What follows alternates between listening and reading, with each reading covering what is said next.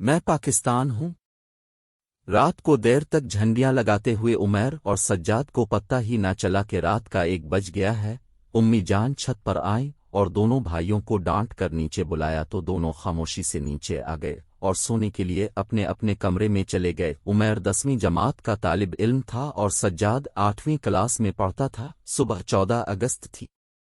پورے محلے میں بچے اور بڑے اپنے گھروں، گلیوں اور راستوں کو جھنڈیوں سے سجا رہے تھے۔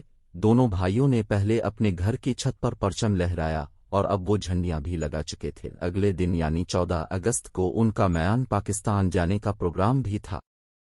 صبح میان پاکستان پہنچ کر دونوں اقبال پارک والی سمت آ گئے۔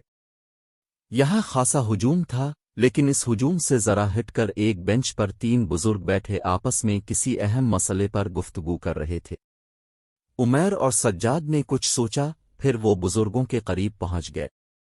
السلام علیکم، اب شاید کسی اہم مسئلے پر گفتگو فرما رہے ہیں۔ انہوں نے سلام کا جواب دیا اور کہا، بچوں، ہم تینوں محلے دار ہیں اور اس وقت پاکستان، قائد اعظم اور علامہ اقبال کی نمائندگی کر رہے ہیں۔ بیٹا، میں مجسم پاکستان ہوں، اس لیے پاکستان کے حالات پر بات کرتا ہوں۔ تیسرے بزرگ بولے۔ میں قائد اعظم کی نمائندگی کرتا ہوں، دوسرے بزرگ نے کہا۔ تم مجھے علامہ اقبال کہہ سکتے ہو کیونکہ میں اقبال کی شخصیت کو اجاگر کرتا ہوں، تیسرے بزرگ نے کہا۔ پہلے بزرگ نے کہا، پاکستان زندہ و تابندہ ہے، قائم و دائم ہے اور اسے قیامت تک رہنا ہے، لیکن مجھے اس بات کا دکھ کھایا جا رہا ہے کہ اس وقت پاکستان مشکل حالات کا شکار ہے۔ بیرونی طاقتیں اسے توڑنا چاہتی ہیں۔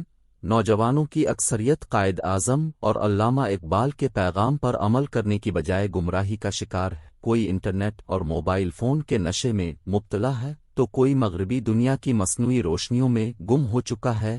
عوام تیزی سے بارائیوں کے دلدل میں آتر رہی ہے۔ دوسرے بزرگ نے قائد اعظم کی نمائندگی کرتے ہوئے کہا، بیٹا، اس ملک کو بنانے کے لیے میں نے دن رات محنت کی، مگر آج حالات بہتر نہیں۔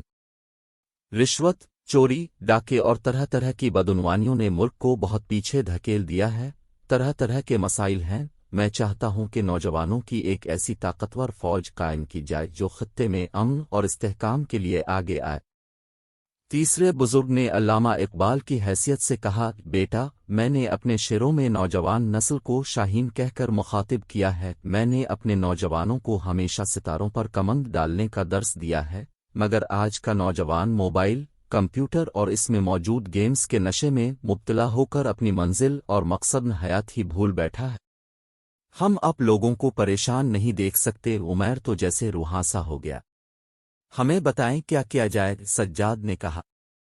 بزرگ پاکستان نے کہا، بیٹا، اپنے وطن کی سالمیت کے لیے گھر گھر، گاؤں گاؤں اور شہر شہر بیداری کی ایک تحریک چلانی ہوگی۔ نوجوان ہمارا مستقبل، وطن کی بقا کے لیے انہیں اکٹھا کرو اور انہیں ان کی ذمہ داری کی طرف راغب کرو، انہیں آزادی کی اہمیت سے آگاہ کرو۔ ہم ایسا ہی کریں گے۔ پاکستان زندہ باد، عمیر اور سجاد نے یک زبان ہو کر نعرہ لگایا۔ اس دوران بہت سے نوجوان ان کے گرد جمع ہو گئے تھے اور سب پاکستان زندہ باد کے نعرے لگا رہے تھے اور کہہ رہے تھے، ہم پاکستان کو مایوس نہیں کریں گے، ہم قائد اعظم اور علامہ اقبال کے خوابوں کی تعبیر بنیں گے۔ اس موقع پر تینوں بزرگوں یعنی پاکستان، قائد اعظم اور علامہ اقبال کی آنکھوں سے خوشی کے آنسو رواں تھے۔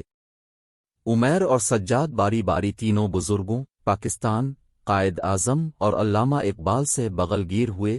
ان کے اندر ایک عزم پیدا ہو گیا کہ وہ نوجوانوں کو منظم کر کے ایک ایسی تحریک کا حصہ بنیں گے جو پاکستان کو ایک نئی اور باوقار حیثیت سے دنیا کے نقشے پر الفا بیارنے کی کوشش ثابت ہوگی اور پوری دنیا میں ہمارا نام ہوگا۔